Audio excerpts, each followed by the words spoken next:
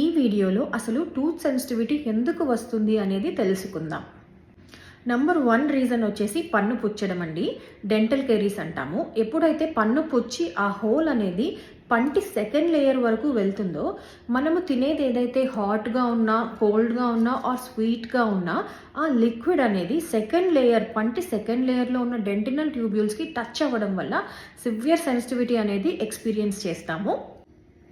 Second reason వచ్చేసి very hard brushing అండి.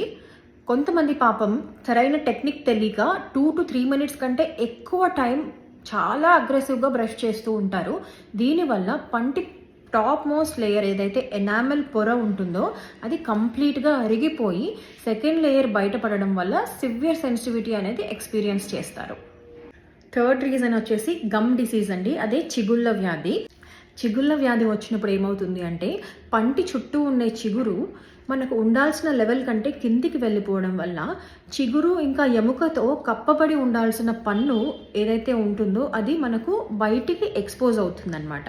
So sensitive area ఏదైతే మనకు గమ్తో కవర్ అయి ఉండాలో అది బయటపడడం వల్ల hot and cold substances or sweet తగిలినప్పుడు జూ అని సెన్సిటివిటీ వస్తుంది.